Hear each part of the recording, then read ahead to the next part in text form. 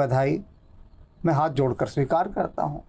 दूसरा कहता है जन्मोत्सव की बधाई, मैं उसको भी हाथ जोड़कर स्वीकार करता हूँ। दोनों ही बातों में प्रसन्न होता हूँ, क्योंकि हनुमान जी ने मुझे बता दिया है, दिखा दिया है कि देखो माया इस तरह से घेरने आएगी। और जब मैं दोनों के आगे हाथ जोड़ देता हूँ तो माया विनीत भाव से वहाँ से चली जाती है। तो ये तो है माया का खेल। अब माया का अगला खेल, माया के जो सिपह सालार हैं, यानी प्रतिनिधि हैं, सिपाही हैं, वे हैं ये पंडित पुजारी। ये बड़े सशक्त माया के जो है ना हथियार हैं। ऐसे मत समझिएगा, दिखते में पंडित पुजारी हैं, लेकिन वास्तव में इनको माया ने बिठा रखा है। किस लिए बिठा रखा है?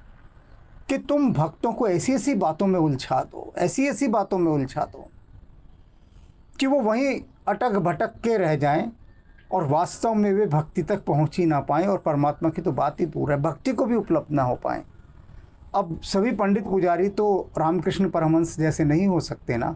सभी क्या, कोई भी नहीं हो सकता। उनके जैसा होना तो अपवाद है।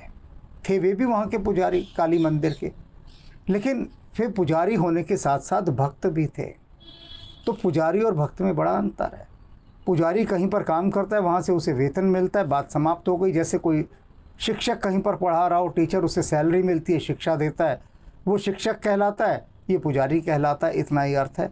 तो पुजारी का भक्ति से कोई बहुत अधिक लेना देना नहीं है। सामान्यतः अधिकांश तथा कथित पुजारियों का।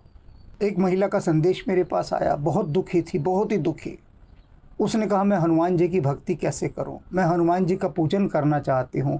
पंडित जी से पूछा तो उन्होंने बताया कि हनुमान जी के पूजन के लिए ये वस्तुएं चाहिए। उनको चोला लाओ, लाल लंगोट लाओ, रोट बनाओ बहुत बड़ा, नया आसन लाओ, नए वस्त्र धारण करो, यह करो वह करो।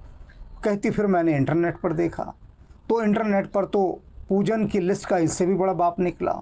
इतनी लंबी लिस्ट, और डराया गया कि यह नहीं करोगे तो यह हो जाएगा। पंडित जी ने भी बहुत डराया कि हनुमान जी के पूजन में यदि ये त्रुटि हुई तो हनुमान जी कुपित हो जाते हैं।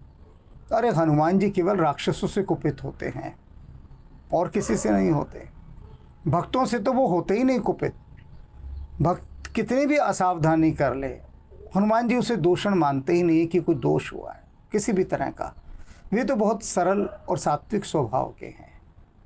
वे भक्तों के द्वारा किए गए किसी भी पूजन से रुष्ट नहीं होते। वो ये नहीं देखेंगे कि इसने इस विधि से किया नहीं किया। उनको तो खुद कुछ विधि नहीं आती, हनुमान जी को कुछ भी विधि नहीं आती। अगर राम जी के शब्दों में कहें तो राम जी कहते हैं हनुमान है ना, ये एकदम गंवार है, इसे कुछ भी नहीं आता जाता।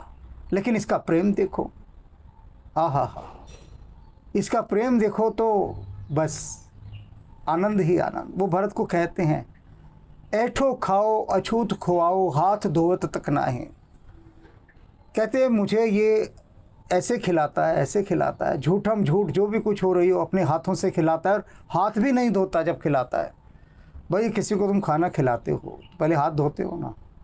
तो राम जी कह रहे हैं ये मुझे जब खिलाता था कई बार तो देखता ही नहीं था, बस खिलाया रहा है, हाथ भी नहीं धोता था। तो ये जो है ये भाव है। और हनुमान जी